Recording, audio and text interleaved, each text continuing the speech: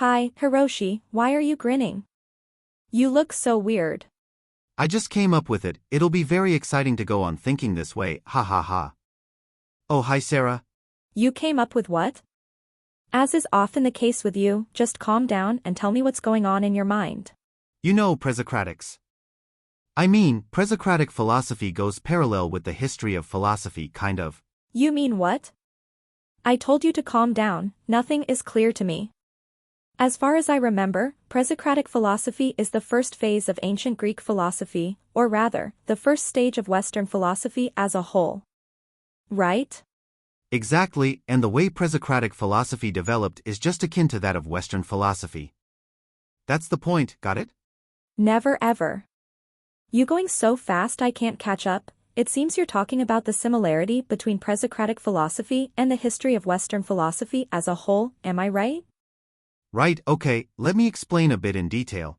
So you gonna talk a bit but in detail? Interesting contradiction. You got me, or should I say touché, because he's a French philosopher, Auguste Comte. Yeah, I'm talking about Comte. He asserted what he called the law of three stages, meaning that, well, if I speak roughly but easily for you to get a glimpse of it, throughout history, human intellect developed from religion to philosophy to science. From religion to philosophy to science? Yeah, and in the religion stage, people believed that all the phenomena of nature is ruled and controlled by deities, that deities are personal, and that nature is governed by person-like deities. Let's call this the rule of man, in a genderless manner like in modern history. If gods and goddesses are personal, their rule of nature must be very arbitrary, like monarchs, or at least some, in history. There may be a storm when a god gets angry, and there may be a fine morning when a goddess is happy. That's it, it's myth. Deities in mythology in general feel, think and behave arbitrarily, there's no consistency, there's just full of contradiction. This is what personal deities is all about. In short, the deities govern nature, the rule of man. You're saying that, in the religious age, people thought that the universe is arbitrarily governed by the personal deities, ruled by those gods and goddesses who are emotional and subjective rather than rational and objective, in a sense? And the worldview people had is based not on reason like science and philosophy, but on imagination just like myth and poetry? Sounds like you are something of an expert, Sarah. Then comes the age of philosophy or metaphysics. In this age, the deities' mystical and powerful characters are transformed into some abstract concepts like substance. In philosophy, substance is something abstract, the cause of things in general, ordering and putting in harmony everything in nature, and all in a rational way, free from arbitrariness. Substance? Like Plato's forms? Exactly. Other than that, to name but a few, like Aristotle's first cause, Spinoza's God in pantheism, and Leibniz's monads, these are some of the representative substances in metaphysics. They are thought out in pure speculation, they are impersonal, invisible, constant, supposed to behave in a rational way. So the universe is rationally and consistently governed by substance, in the view of philosophers. The rule of. Let's call it the rule of substance. Substance is unchanging, invisible, constant, subtle, out of which and by which everything is caused to exist and is put into the right place. Substance governs and rules the universe. Then, what if the age of science comes? It's our age.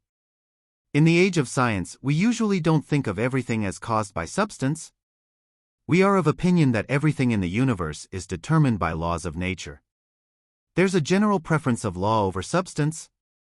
So, it's the rule of law, everything in the world is governed and ruled by laws of nature, how substance is and behaves is determined by it, not that substance moves nature, but that laws of nature controls every substance in nature. By the way, is that really what Kant said? Well, this is my interpretation of Kant's theory of the law of three stages, but, to tell the truth, I must admit it's a bit ingenious and different than what Kant said. Okay, I won't blame you. And another question, aside from Kant, aren't you talking about Presocratic philosophy? Yes, I am. Remember what Thales said? What about Anaximander and Anaximenes? Oh, yes. Thales thought everything is water.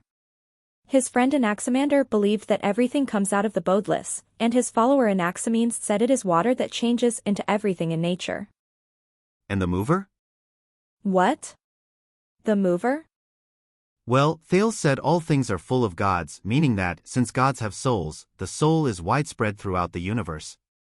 And he also thought that the lodestone has soul because it moves iron, which opinion is the same as this, that the soul can move things in general, the soul is the mover. Water is everything, the soul is everywhere in the universe, and the soul is the mover. You mean, water is the mover? You can say that again. The rule of water.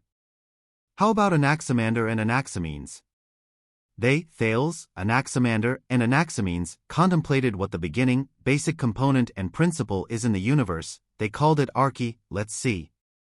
According to Anaximander, the arche, or the boundless, contains all things and steers all things. So the boundless is the mover. As for Anaximenes, arche is air, our soul is air holds us together and controls us, and air surrounds the whole universe. In this case, air is the mover. Now I have to add two more things. First, the mover is what moves things in general at will, the mover is the ruler. Second, the mover is substance, Thales's water is substance, Anaximander's the boundless is substance, Anaximenes' air is substance, so the mover is substance, substance rules everything. The rule of substance. Bingo! Before Thales, nature was under the rule of men, the age of religion. From Thales on, nature was governed by the rule of substance, the age of philosophy. And then came the age of science. Is this what you want to say? But there cannot have been what we call science in ancient Greek. There was something like science, think about Empedocles, Anaxagoras, and Democritus. In Empedocles' theory, there can be found love and strife in the universe, and they alternate. In the age of love, everything comes together and combines. In contrast, in the age of strife, everything gets separated. Just as the law of universal gravitation governs the relationship between two objects in outer space, so do love and strife rule the way everything is and behaves. It may be safe to say that love and strife act as kind of the mover. Since they, love and strife, is neither deity nor substance, they can be compared to the law of nature. The rule of law, that must be what you mean to say.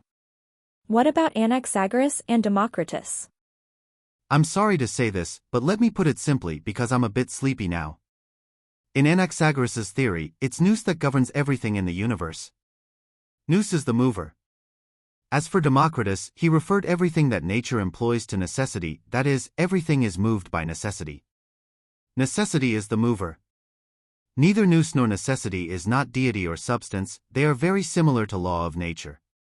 So I'd like to conclude that Empedocles, Anaxagoras, and Democritus can be looked on as advocates of the rule of law without their knowing it.